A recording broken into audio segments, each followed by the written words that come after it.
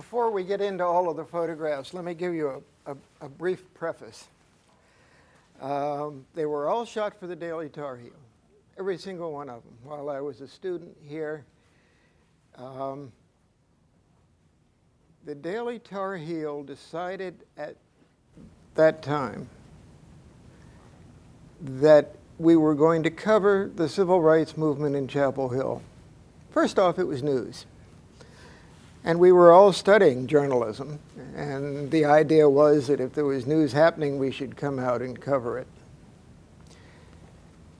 But in addition, the Tar Heel felt that the civil rights movement in Chapel Hill was important because while we did not have a lot of black students, there were black students on campus. And the idea that we had students on campus who could not walk down to Franklin Street and go to any restaurant or any movie theater or any of the other facilities that were down there was something that editorially the editors that we worked for felt was not right.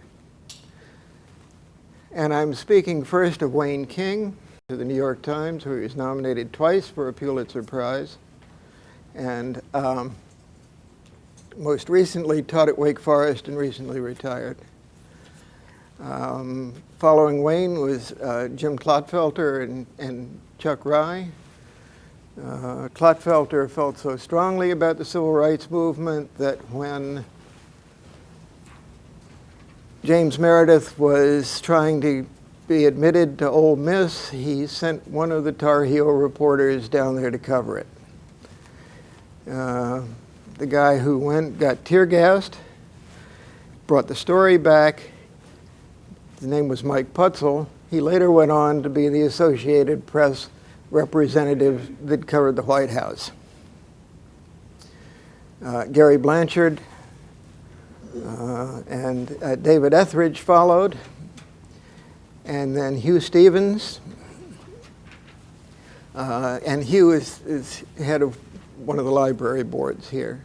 And so it was a sequence of editors of the Daily Tar Heel who felt it important to cover what was happening in the civil rights movement. The Tar Heel covered it more than the regional and state newspapers and local papers. They may have had one column 2 or 3 inches. It said there was a march and 23 people were arrested in Chapel Hill, but there wasn't much beyond that. And in looking at these photographs and putting them together, I mean, Chapel Hill was not a Selma, it was not a Montgomery, it was not a Birmingham.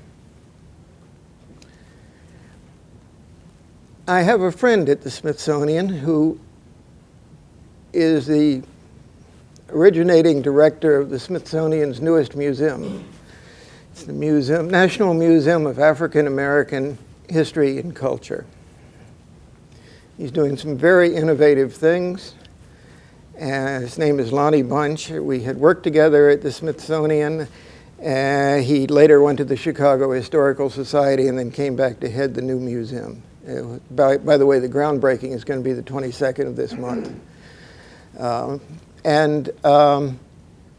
Lonnie pointed out to me that it was small communities and municipalities like Chapel Hill and others throughout the South where the civil rights movement began, especially following the sit-in at the Woolworth's lunch counter in Greensboro in 1958.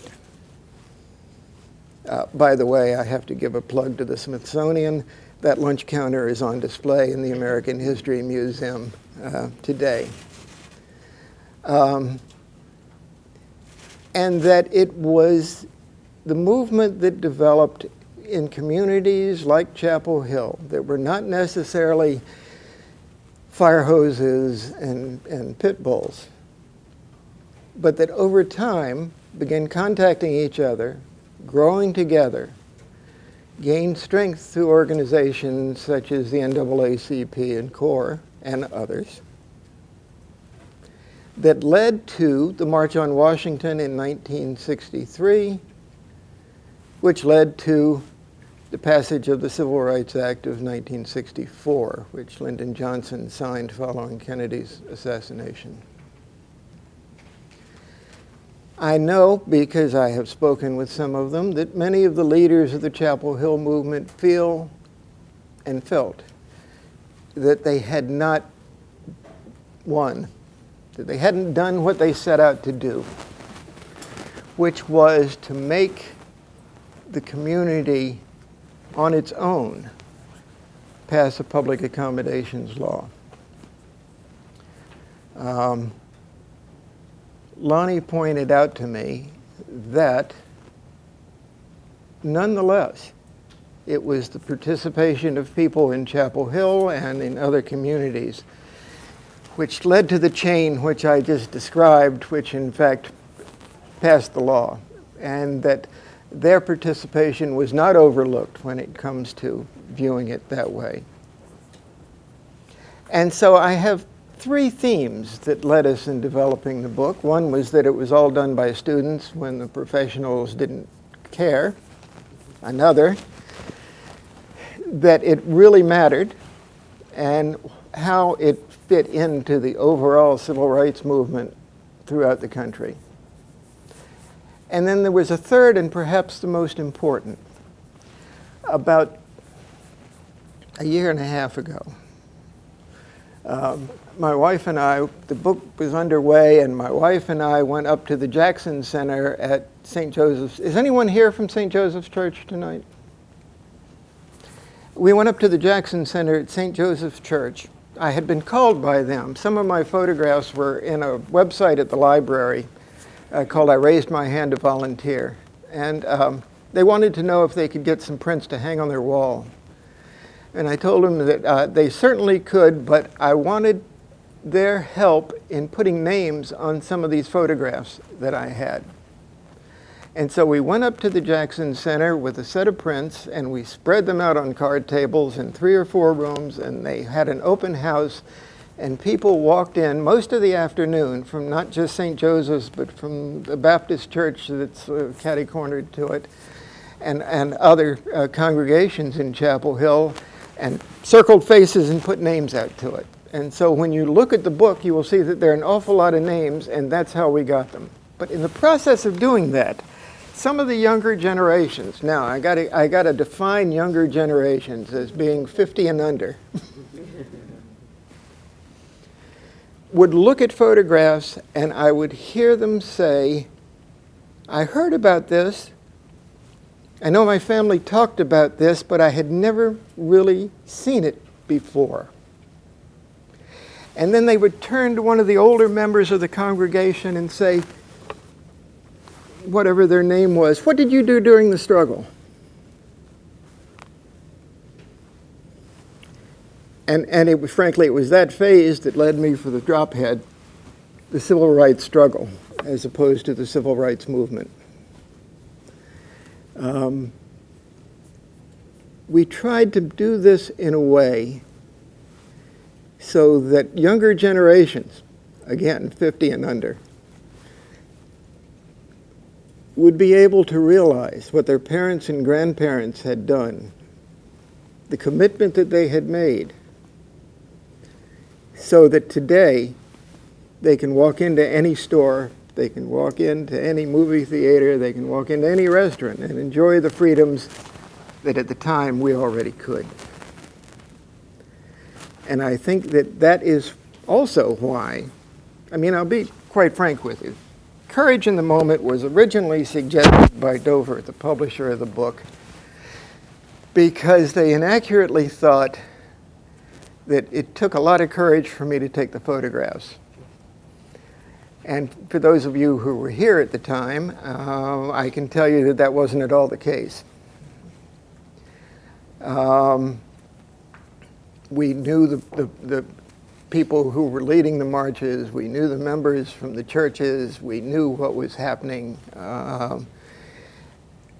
The courage I allowed to stick in the title because it was the courage of people living in this community who put their jobs on the line, who put their freedom on the line in some cases, to change their community. And that is a big commitment. And that, to me, was courage in the moment.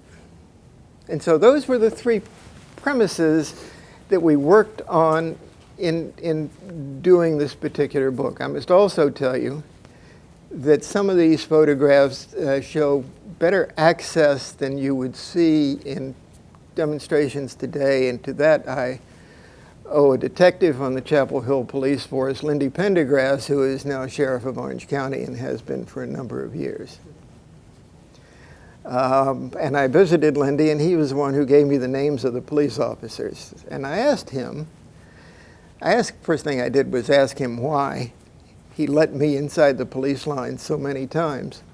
And he said, we knew that you were friendly with the people in the movement. We knew that, frankly, there was a restaurant where Four Corners is now called Harry's. And Harry's was one of the great integrated restaurants in Chapel Hill.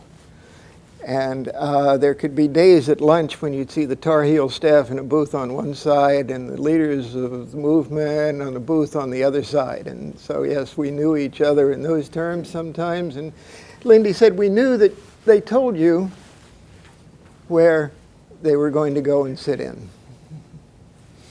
I mean, they wanted photographs. They wanted reporters and photographers there for two reasons. One, they were looking to show people what they were doing. And two, when you showed up with a camera, there was less chance that somebody was going to get violent. And so he said, we knew where they were, that you were going to be there shortly after they did the sit-in. And so we followed you. And he told the other officers just to sort of let me do what I needed to. Don't know where all that falls into journalistic ethics, but I won't worry about it. It got done. And it was Lindy who gave me the names of the officers that are in the book. I asked him, what did Chief Blake, who has passed away, and in fact the public building's named after him downtown here, I said, what did Chief Blake brief you before you went out to sit in to make arrests? And he told me something I did not know. He said that Blake had read Gandhi for a number of years, basically since the 1940s, and knew of passive resistance. And Chief Blake briefed his officers by saying, aside from students from the university, everyone that you arrest, you're going to know from this community, and don't forget, when this is all over with, you're going to have to live with them for the rest of your life. There were also times, and I'll show you one photograph of Karen's roommate, who at Brady's restaurant, which the Sienna Hotel is there now, for those of you who are new in town, was actually being dragged to a police car by one arm. And after we published that, Pendergrass told me that Blake ordered that 2 officers be put on everyone who was being arrested and that they be carried. And so we did create some change. And it was not just me who was there. I want to introduce Mickey Blackwell, who's sitting in the second row. Mickey and I did a lot of things together. We were unindicted co-conspirators on a number of projects. Mickey is now the Reverend Michael C. Blackwell, and he heads the Baptist Children's Homes of North Carolina and is doing marvelous work. But there were times in when you see the pictures from the Ku Klux Klan, it was Mickey who was with me, or I was with him, and I don't know if we would do that tomorrow if it came up again. But let me show you some photographs. I'm not going to show you every photograph in the book. I'm going to go through some of them and just basically give you an idea of what is in the book, but what Chapel Hill looked like at that time. The face here is Hilliard Caldwell. He later went on to be on the Board of Aldermen in Carrboro. He is now living in Louisiana. When we were at St. Joseph's Church, everybody who knew Hilliard Caldwell could not speak too highly of him within the African American community and the work that he had done. And I thought that I had a photo editor. Good photography should probably be edited by somebody who's slightly less partial than the person who shot it. And everybody that looked at it picked this for the cover, and we thought that it worked out very well. And one of the professors here at the school saw the cover when it was in a prototype and said, "Oh, that's Hilliard Caldwell." And I said, "Do you know him?" And she said, "Oh, I talk to his wife all the time." And I asked her to get his address. She got me his address in Louisiana, and I sent him a letter with a book as soon as it was published. And I got a phone call about a week later and talked to him for about 10 or 15 minutes on the phone.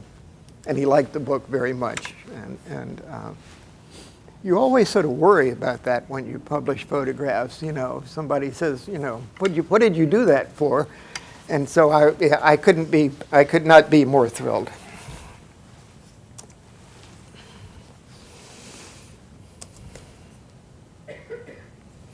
Okay, here's the photograph again without all of the type around it. And I like the officer, Hilliard, the American flag, and what does America stand for? This is a group outside of St. Joseph's Church. Had not gotten any picket signs and was waiting, and I would also point out, let me see if I can make this pointer work. Peter Harkness is here, who was a Daily Tar Heel reporter. I'd also like to point out in the back corner is Joel Buckley, who's in another photograph, and he was a Daily Tar Heel reporter at the time, and is still a resident of Chapel Hill.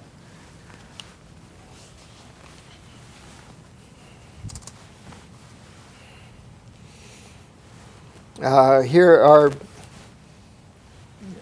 the group being briefed from the steps of St. Joseph's CME Church. You can see the First Baptist Church in the background.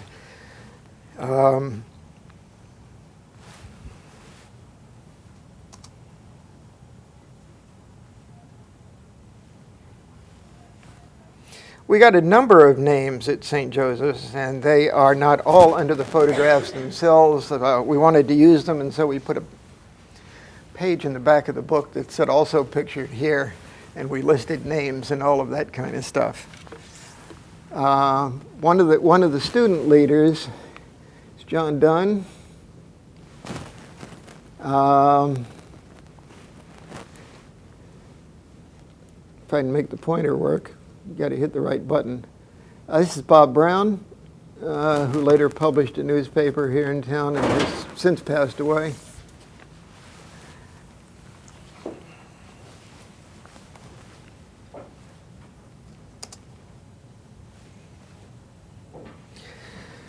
Leading the march here is Quentin Baker. Quentin was with the NAACP in Durham and came into Chapel Hill to help with organization and whatnot. And this is a case where people were actually being briefed on nonviolence, and it was a training march. Here's how we're going to do it. And Quentin, what you can't hear is the songs.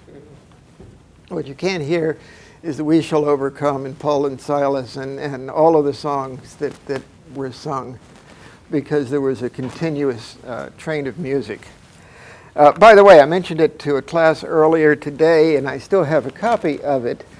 There were kids in the march. You do not see many middle-aged men. Most of them had their jobs threatened. And so you saw children in school, retired men, and women. And children who were under 18 had to get a permission slip from their parents, which basically said, I'm going to allow my kids to go out and march and perhaps be arrested. I still have a copy of one of them. But that prevented the organizers from being charged with contributing to the delinquency of a minor.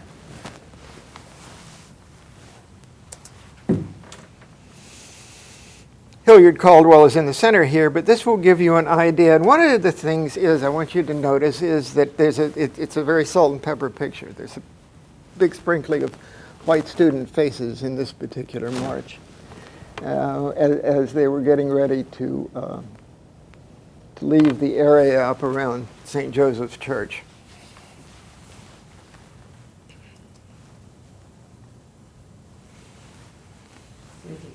They carried the banner, Freedom Now, Eat at Joe's, black and white. I had a couple of people. One of the things that developed this book, after I retired from the Smithsonian, I had a health issue. And when I was recovering, I had time to wonder what the heck I was going to do next. And these negatives, the Daily Tar Heel was published out of the second floor of Graham Memorial. And there was a dark room in the basement. And so this is all, for anybody who wants the technical stuff, this was all shot on Tri-X. It was bulk loaded because it was cheaper. And it would hung in the dark room. And at the end of the semester, I'd roll it up. And so you end up with these rolls of 35 millimeter film. After I retired from the Smithsonian, they were still basically in that condition. And I cut them and sleeved them and scanned them. I remember the National Press Club in Washington, and each year they have a members exhibit, and every member is invited to put 4 photographs up in the lobby, and I put 4 pictures from the Civil Rights Movement. The chairman of the exhibits committee wanted me to do a exhibit for the entire lobby. And so we put together about 40 photographs, and we had that up for a month. And during that time, Paul Dixon, the gentleman who wrote the text, saw it, brought in a couple of officers from Dover Publishing.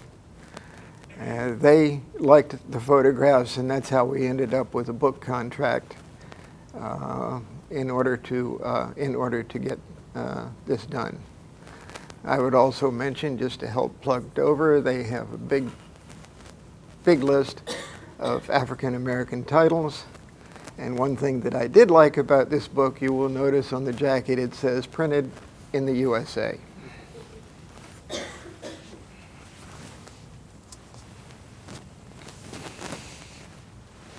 So here we are up at the corner of, I think this is Roberson and Franklin Street. Is Eric from Reese News here? Eric from Reese News called me a couple of days ago. Reese News comes out of the journalism school. He wanted to put some photographs up today, and he wanted to take some photographs of mine and then go back and photograph the same location today, which I thought was a pretty cool idea. And so if you log into reesenews.org, you'll find the website. And this is one of the photographs. One of the things that Lindy told me that Chief Blake did do was when there's a protest march, in order to keep things as cool as possible, when the march started, Chief Blake issued a parade permit on his own. And that way his officers were able to treat this as a Memorial Day parade or 4th of July parade. And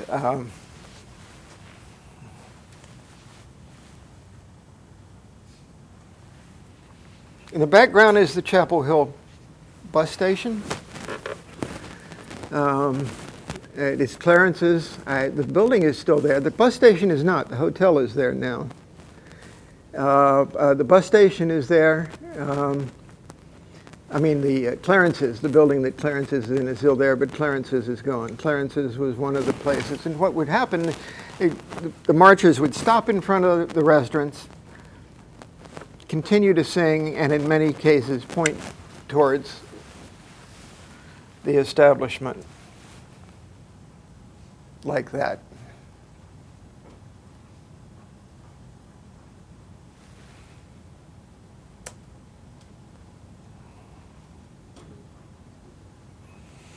Here they are in front of Colonial Drugs.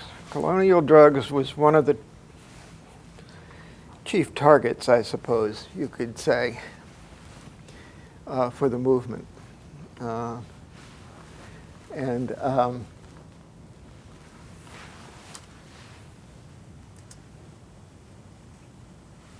This is what they were facing.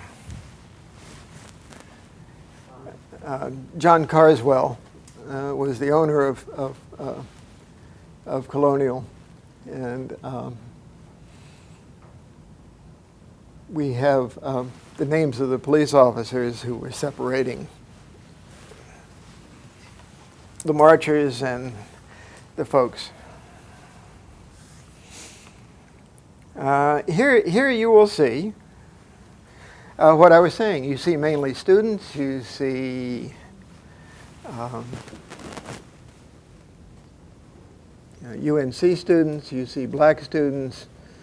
You do not see a lot of black males of working age, and the reason is that they wanted to keep working.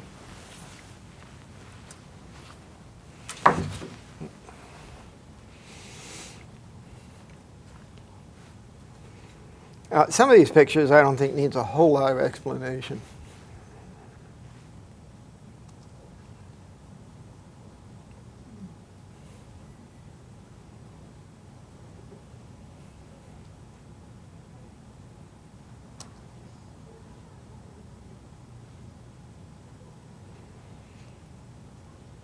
The Texaco station is where top of the town stands now.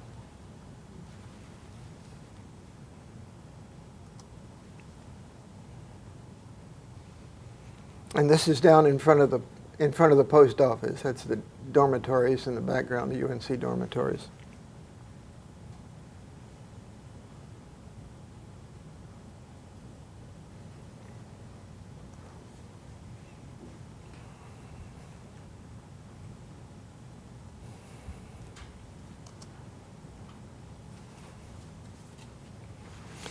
This photograph was shot in the summer. One of my problems with working for the Tar Heels so long is that my grade point average was somewhere between very bad and awful. I point out to folks that I had a C average the end of the first semester of my freshman year, and I never got it back until the day I graduated from summer school.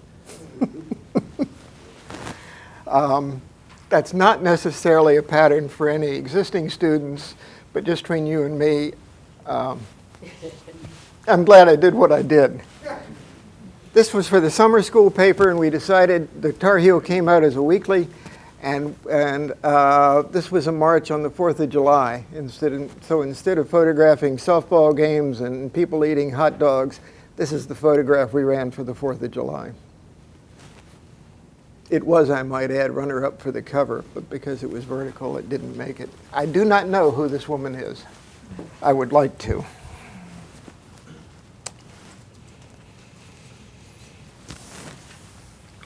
After marching and picketing, the next step in the movement was sit-ins. And they decided, rather than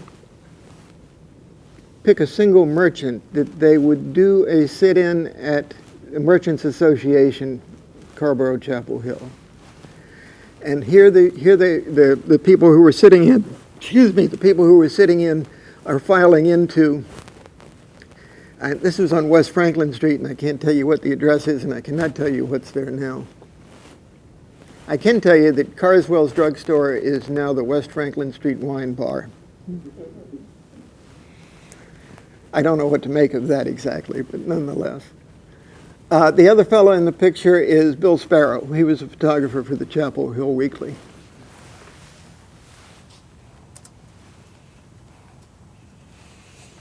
And once inside, the group sat in the lobby of the Merchants Association. The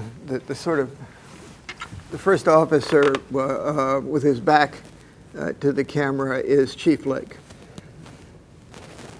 And this was one of those things where I just really didn't understand why they let me walk in behind the police when they were getting ready to arrest these people. But in terms of documentary photography, I couldn't be happier. This is what it looked like outside. Everyone did not go inside.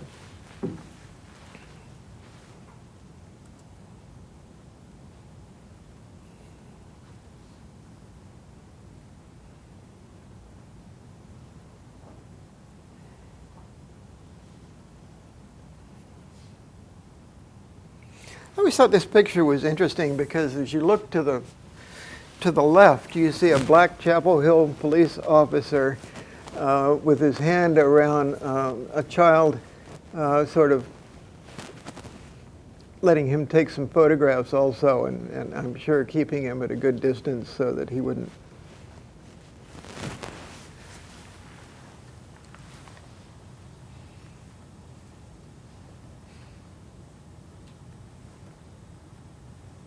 It's too bad that we didn't have cameras back then that recorded sound at the same time, because there was continuing songs. There is an album that is out of civil rights songs that was done by Smithsonian Records by Bernice Johnson, who was at the Smithsonian for a while.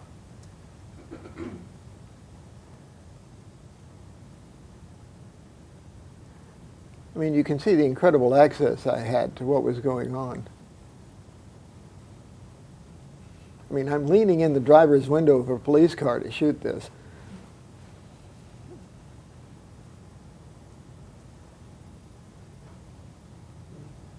I'm in the garage at the jail. And again, this is passive resistance. He had gone limp to neither assist nor resist arrest.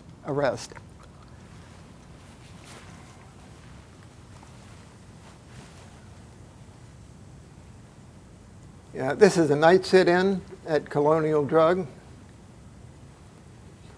And again, I think it is interesting on the far left, you will see that it is black Chapel Hill police officer who is helping to carry off the people who are sitting in.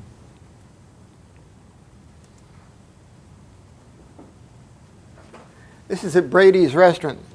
This is where the Sienna Hotel is now.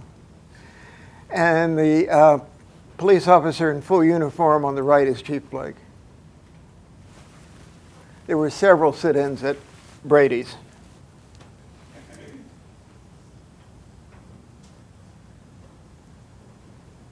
These were county police. It had reached the point where the Chapel Hill police were overwhelmed by what was going on. And the county police came in, were called in to assist in some cases. This is the picture I referred to earlier. I'm sorry, Joanne Johnson. Joanne Johnson Francis was Karen Parker's roommate. And you have to get Karen to tell you the story sometime of how they became roommates, because they broke a lot of old barriers at UNC in doing that.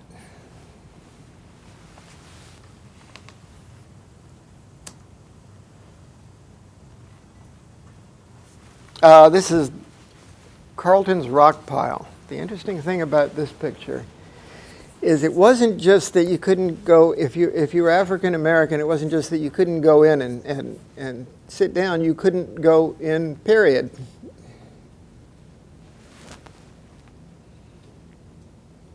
There's a gas station there now. It's basically at the corner of East Franklin Street and Estes Drive. And this is one of the photographs that's on reesenews.org, showing before and after. This was at Watt's restaurant, and it's the closest I ever got to shooting some violence. And they were going after one of the guys who had sat in, and I only got one frame punched off before I left, discretion being the better part of valor at that point. I wasn't worried as much about myself as the camera, frankly. There was some other instances of violence at Watt's restaurant and at the Rock Pile. And I missed both of them, not intentionally. But believe it or not, I did take breaks to go home for Christmas and things such as that.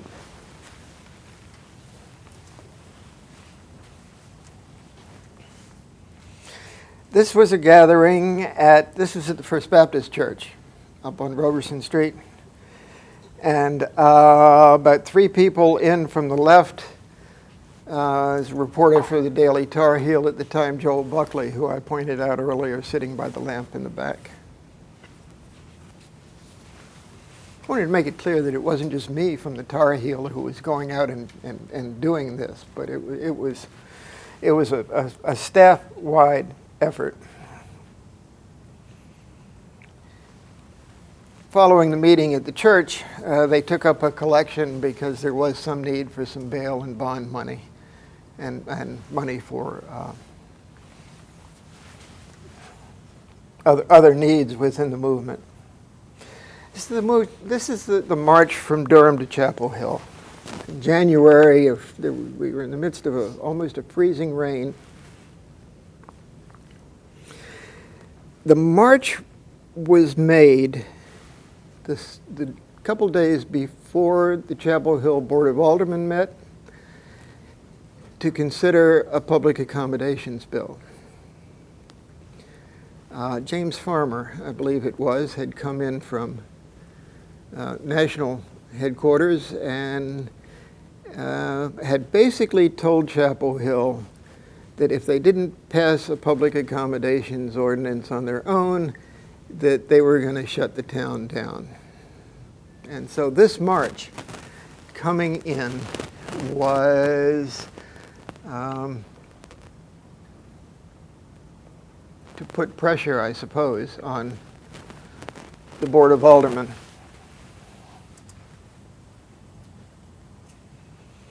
There was a book published in 1965 by John Ely called The Free Men. It was republished in 2009.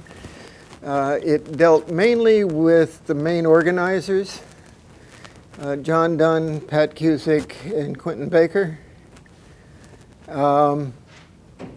We purposefully did not include lots of material about them because what the Free Men, while it was a great book in my opinion, did not talk much about the individuals, the people who were doing the sitting in, the people who were doing the marching, the people with their feet on the ground or some other part of their anatomy on the ground. And some of the people at St. Joseph's Church told me that they didn't think much about the book because they'd ignored the people who were really the bulk of the movement. And so in this book, we tried not to spend a lot of time talking about Pat Cusick, John Dunn, and Quentin Baker.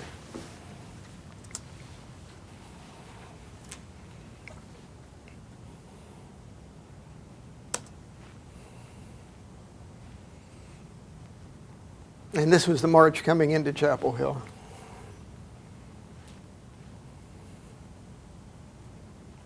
By the way, there is a timeline for much of this that you will find on the website from the Wilson Library. And I raised my hand to volunteer.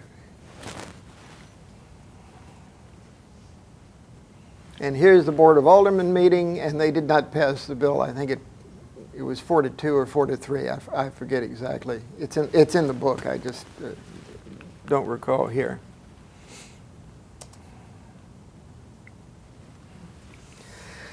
It was about 2 weeks later that the largest grouping of sit-ins, marches, and demonstrations occurred. And here were people who were walking up and down Franklin Street. This was shot from the windows of one of the dormitories.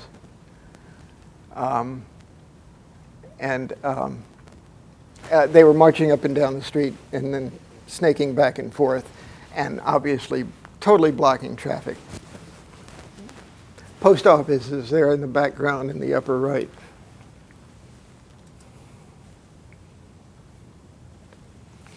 This is at the exit to the parking lot from Woolen Gym. And it was the day of the UNC Wake Forest game. Basketball. We had good basketball teams then too.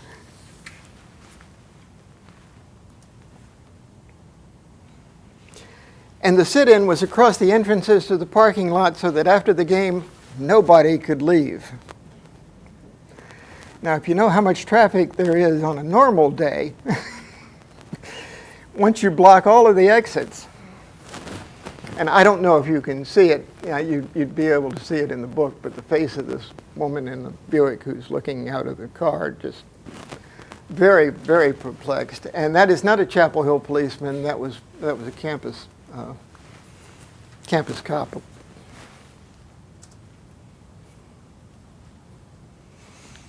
This was Franklin Street.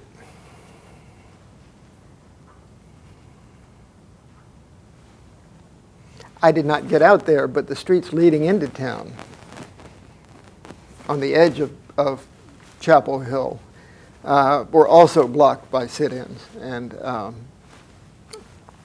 I didn't get out to any of them. I was too busy running around and doing this. Now, I might point out again, if you look to the right, the two people standing there, that's Wayne King, who has his finger to his lips, and next to him is, again, Mickey Blackwell, who's here with us tonight.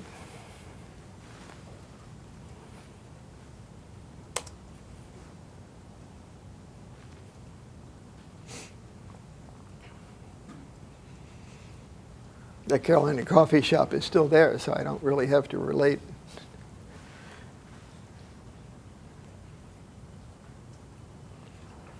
By the way, the officer in the white helmet is your current sheriff, Lindy Pendergrass.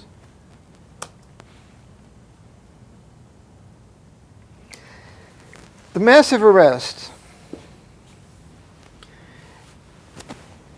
from this particular group of sit-ins effectively ended the main part of the marches and the sit-ins. Trials were begun. And the judge in Hillsborough was Raymond Mallard, I think his first name was Raymond, who was not at all sympathetic and thought that everybody who was involved in any of this was at the very least a communist, and at the very worst, worse. And in fact, Gary Blanchard, who was editor of the Tar Heel at the time, got cited for contempt of court for an editorial that ran. And we had to take up a collection. I think it cost all of $100, but in 1964, $100 was a lot more than it is today. And the funny part of it is, he ran an editorial that he didn't write. The editorial had been written by Jim Shoemaker, who was editor of the Chapel Hill Weekly and who later became a professor here. Shoemaker wrote an editorial about the trials that basically said that they were a bunch of stuff. and the publisher, Orville Campbell, would not let him run it. And so unbeknownst to all of us at the time, he gave the editorial to Gary Blanchard, who ran it, was summoned to court and charged with contempt of court. There was a big movement afterwards to write letters. Some of the leaders, John Dunn, Pat Cusick in particular, went to jail. Karen spent time in jail. You can read excerpts from her diary on the I Raised My Hand to Volunteer, and your papers are in the Wilson Library. Where, by the way, in the end, eventually these photographs will be going to the Wilson Library.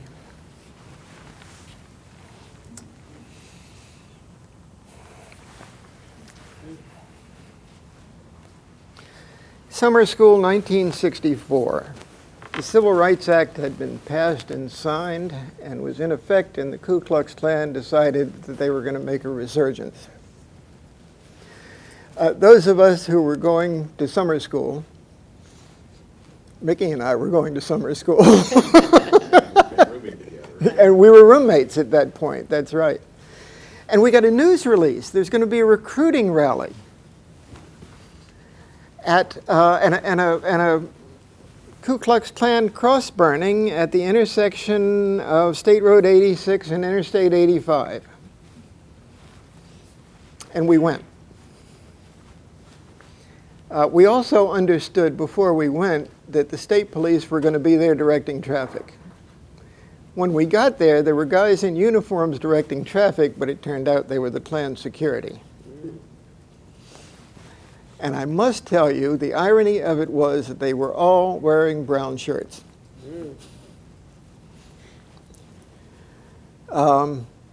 They checked their ID, and to this day, I do not know why they let me take photographs. My best guess is that because my last name was Wallace, and the segregationist governor of Alabama was Wallace, that they wanted to make sure that I didn't get my Uncle George after them. I am not related to the governor of Alabama. I had a chance meeting with him later, and we confirmed that we were not related.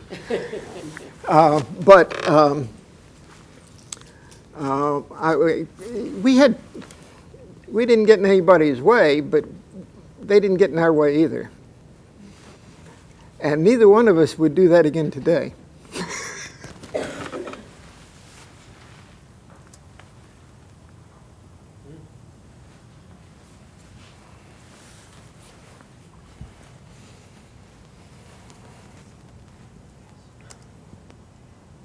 There is a woman's auxiliary.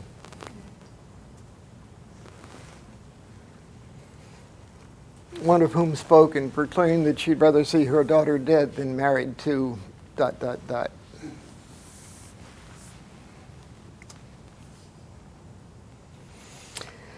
In the ceremony, they all passed by,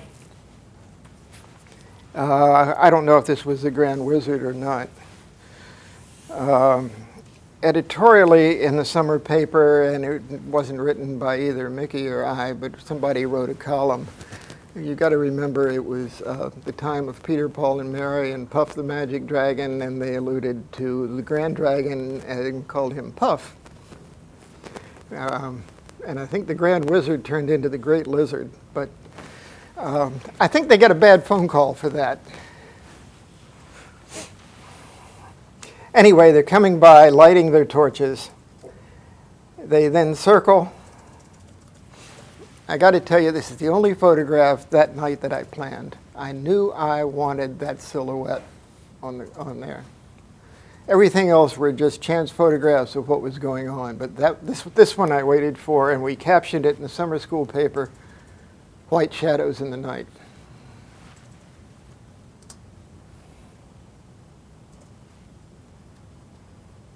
If you read Lonnie Bunch's foreword in the book,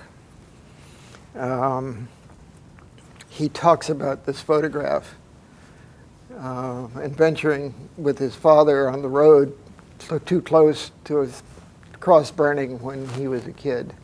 and how his father took another route, and that it wasn't until he saw my photographs. He had seen photographs from the Klan rallies, but it wasn't until he saw these photographs of mine that he realized what had gone on. I must also note with a little bit of pride that Lonnie has 36 of these photographs in his permanent collection in the new museum. This is a March on Washington. I was from the Washington area. My parents were living in Northern Virginia. I'd been photographing civil rights marches all summer. Was going home anyway, probably, and so I went down to photograph the March on Washington. It is interesting, and I did not realize it until Paul Dixon, who did the text to go with these photographs, said that the Washington Post and the New York Times virtually ignored the fact that the march was happening, and that some of the columnists in the New York Times sort of warned against, woe is us, why are they having this big march in Washington? Nothing good can ever come of it. It was the largest gathering. These are flags circling the Washington Monument. And this was the largest gathering of people on the Mall in Washington, D.C. up to that point.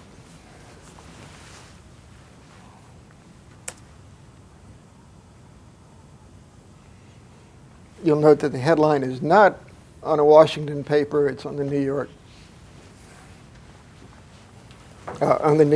Daily News. And for people who were worried about violence, for people who were worried about what it was going to be, what the march turned out to be, and by the way, I couldn't get a press pass, and so you're not going to see any of those photographs shot from.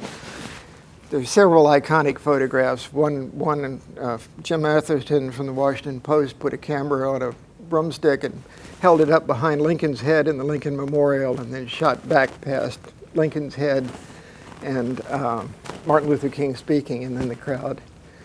And a friend of mine, Flip Schulke, was directly behind Dr. King, and his is a photograph that you see more often of King with his arms out in the crowd in the background. But it was a celebration. It was a very hot day.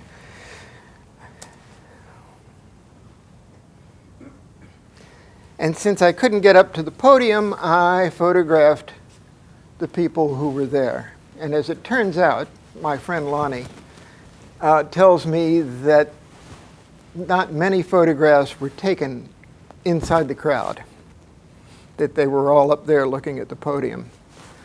And so I spent a lot of time photographing the participants, just as I had here in Chapel Hill and other places. But you can see the attitude. I mean, this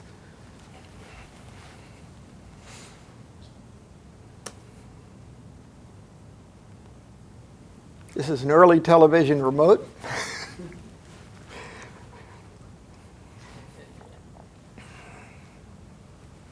It was the first time that NBC in Washington had done anything like this live.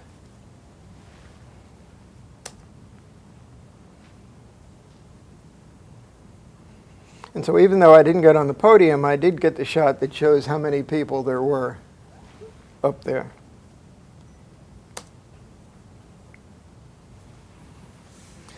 This is the last photograph in the book. And I used it in the exhibit that it did at the Press Club as the last photograph.